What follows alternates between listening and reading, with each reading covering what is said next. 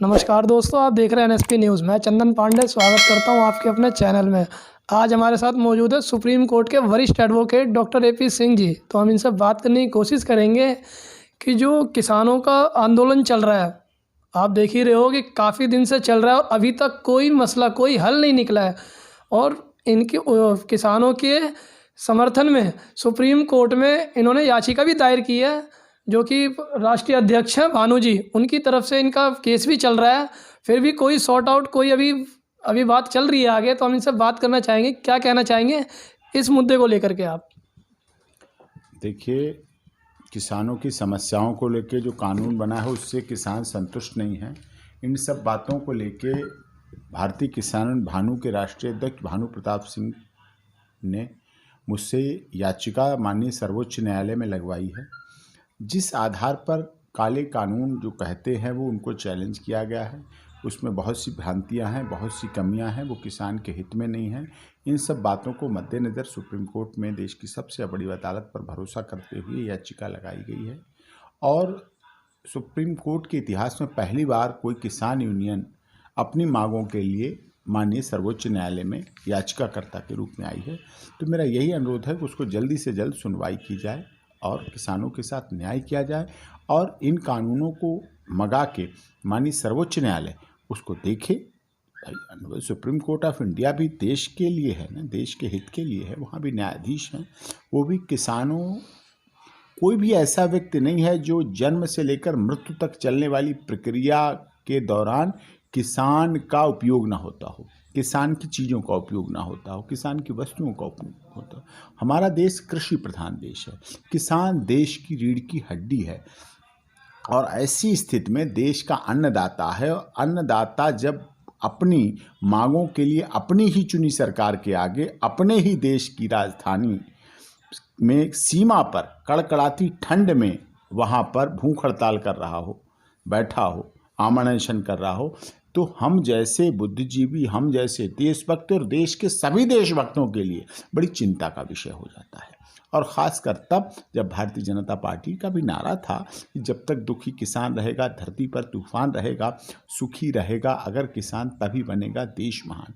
ऐसी स्थिति में इन सब बातों को देखते हुए, मद्देनज़र रखते हुए ये सब ऐसा करना चाहिए, हित होना चाहिए, कानून के द्वारा किसान का हित होना चाहिए। जो ये धरना चल रहा है, जिस तरीके से आपको पता होगा कि पहले भी शाहीन बाग का काफ़ी लंबे समय तक धरना चला था, उसी तरीके से, उसी धरने से इसको भी जोड़ा जा रहा है। तो इस पे क्या कहना चाहोगे आप कि क्या उससे जोड़ना इनके लिए ठीक है या गलत है? देखिए, उससे इनका कोई मतलब नहीं है। वो देशद्रोह की भावना से प्रेरित होकर उसमें आंदोलन की बात कही गई थी। ये देशभक्तों का आंदोलन, किसान से बड़ा देशभक्त कोई नहीं होता है। सीमा पर, आर्मी में, पुलिस में अगर कोई जवान शहीद होता है तो किसान के बेटा होता है, किसान के परिवार से आता है।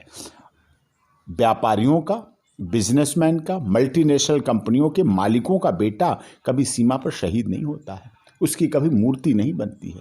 वो तो अपने और ऐशो आराम की ज़िंदगी जीता है।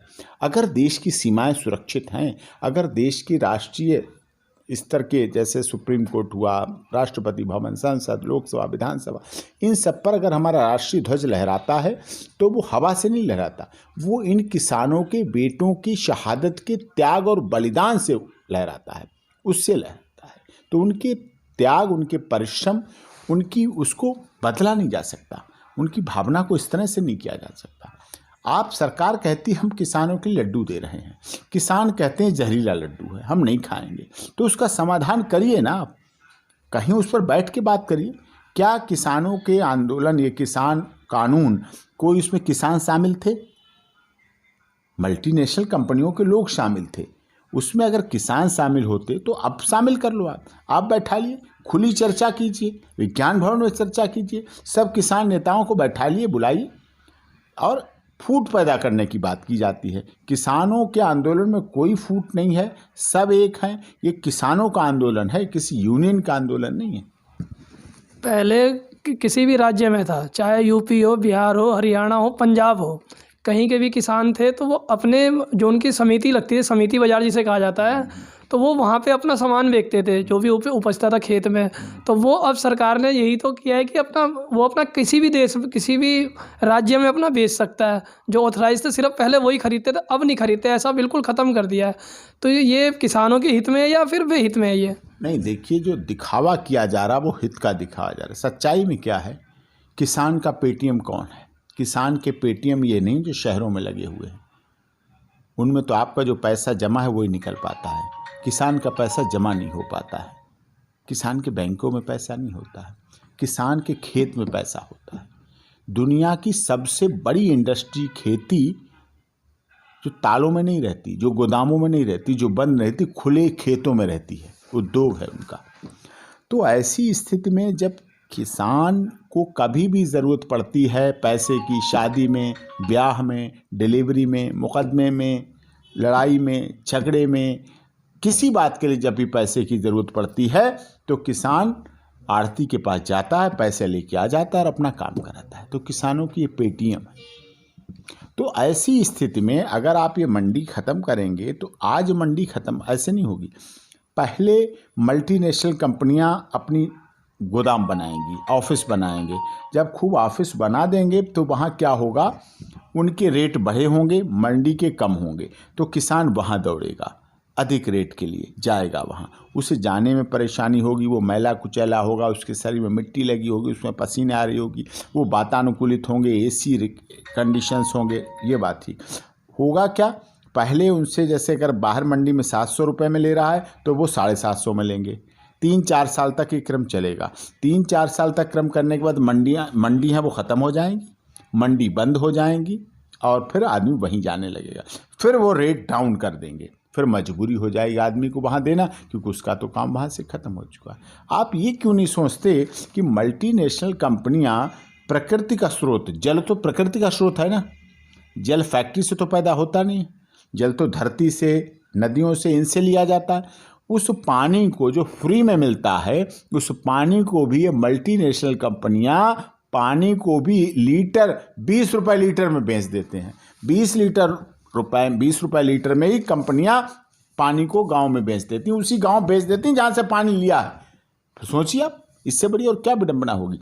और किसानों को, देश के किसानों को मल्टीनेशनल कंपनियों की दया पर नहीं छोड़ा जा सकता, उनकी दया पर नहीं छोड़ा जा सकता कि वो उनके साथ सामने याची बने।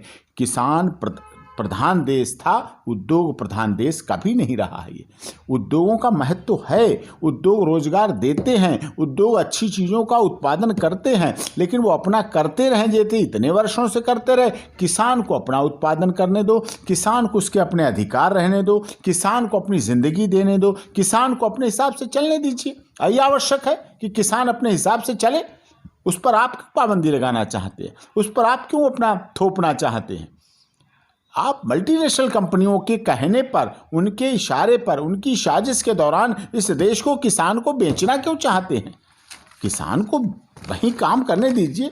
कोई किसान पागल नहीं है जो जिला बॉर्डर पे भी आज भारतीय किसान भानु के प्रदेश अध्यक्ष योगेश प्रताप बैठे, भूख हड़ताल पे बैठे।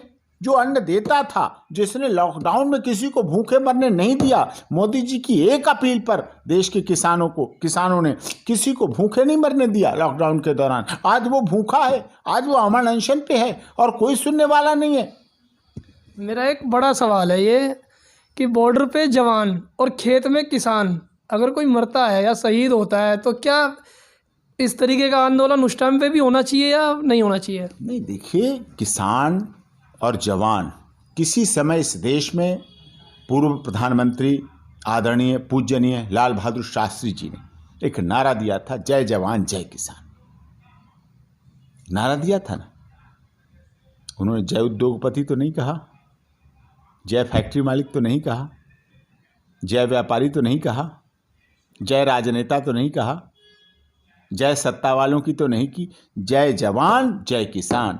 जवान के बिना किसान अधूरा है। अगर जवान सीमा पर शहीद नहीं होगा तो किसान सुरक्षित नहीं है, और किसान अगर मजबूत नहीं होगा तो जवान का पेट मजबूत नहीं होगा, उसका शरीर मजबूत नहीं होगा तो देश की सीमाएं सुरक्षित नहीं है, देश सुरक्षित नहीं है, देशभक्ति खत्म हो जाती है। इसलिए जय जवान जय किसान। जवान के मरने पे भी, शहीद होने पर भी जिस तरह से मुआवजा दिया जाता है, उसी तरह किसान की मौत पे भी मुआवजा दिया जाना चाहिए, उसकी भी मौत को वैसे नहीं छोड़ सकते हैं आप।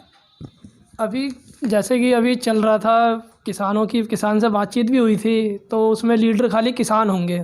कह रहे कोई भी इसमें राजनीतिकरण नहीं होना चाहिए, कोई भी राजनेता नहीं होगा।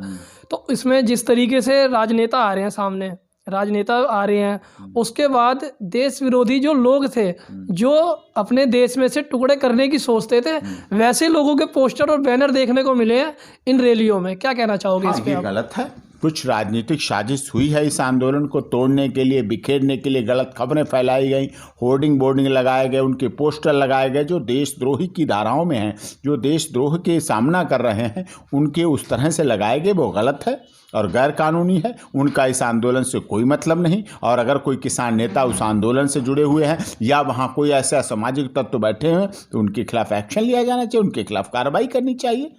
किसानों का आंदोलन है ये, किसी अन्य ना राजनीतिक दल का आंदोलन है, ना किसी पार्टी का है, ना किसी नेता का है, ना किसी का है। देश भर के किसानों का आंदोलन है और जो व्यक्ति किसान के साथ है उसे वहाँ जाना चाहिए और जो अपने मतलब साधने के लिए जाता है उसे वहाँ से उसका बाइकाट होना चाहिए।